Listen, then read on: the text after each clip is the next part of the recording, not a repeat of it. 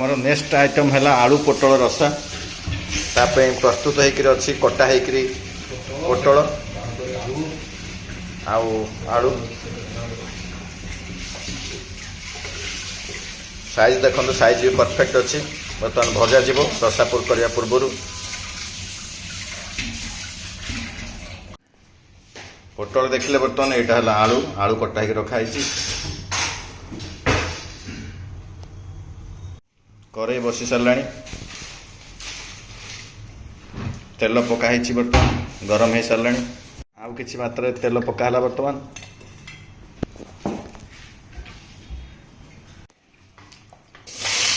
बर्तमान तेल रे आलू आ पोटल पकागला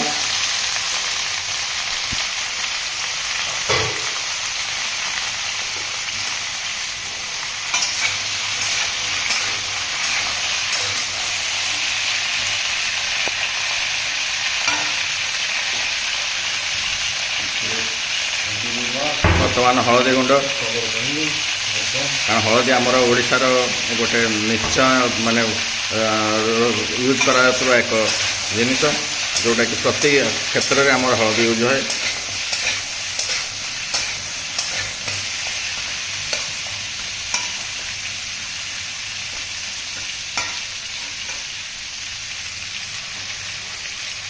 बर्तमान पानी मरला पर्यंत छड़ा जीव एथरे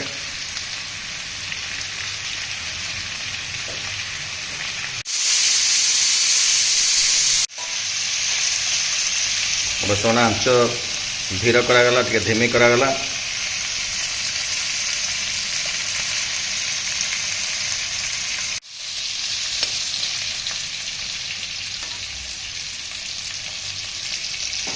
बर्तमान पानी मरी आसला मात्र आउ 5-7 मिनट भाजा पड़ो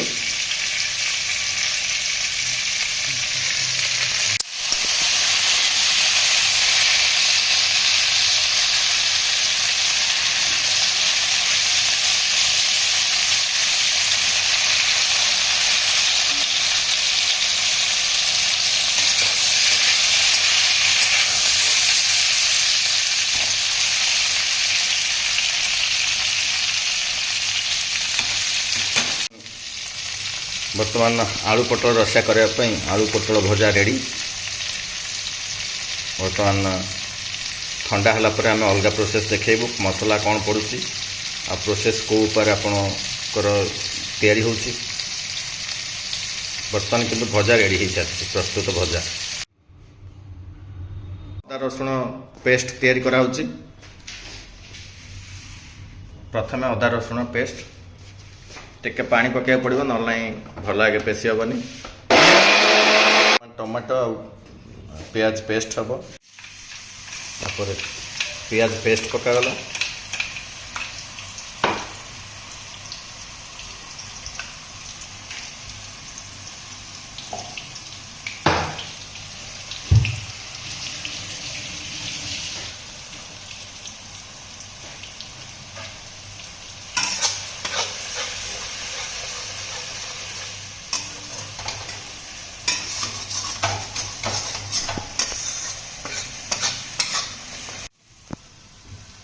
बर्तमान अदा रसुण पेस्ट बर्तमान दिगला बर्तमान घंटा हो भल आगे तापर टिके हलदी गुंड पड़ला लंका गुंड कलर आसो टिके हल्का राग भी हम आजिकल लंकार राग अधिका ना कलर पर लोक लंका गुंड पकाउछन्ति जेमति काश्मीर मिर्चा देखो बर्तमान मसलार कलर भी चेंज हो गला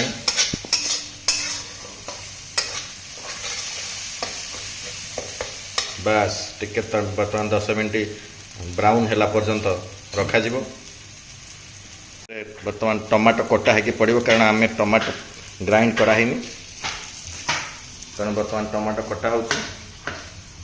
कटा टमाटो इस बर्तमान पका किस समय पर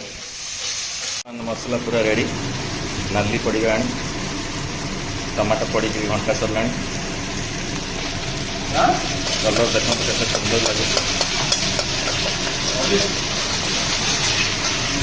लगे आमर आलू पोटल पड़ा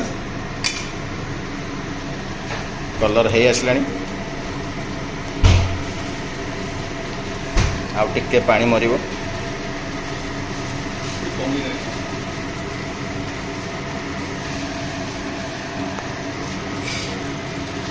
बहुत बढ़िया देखा जाउछि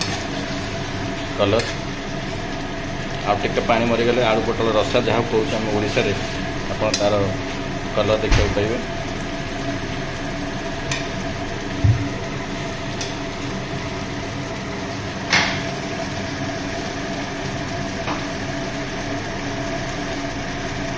आलू पोटल रसा सरीबा परे बहुत बढ़िया है परसा जीव बर्तमान आलू पोटल रसा रेडी।